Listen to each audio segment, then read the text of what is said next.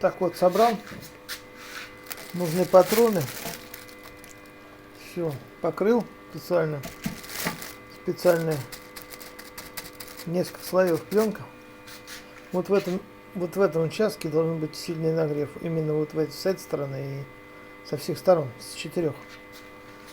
Вот. Так что камин в принципе готов. Ждем 4 диодных моста. Вот. И магазин откроется, куплю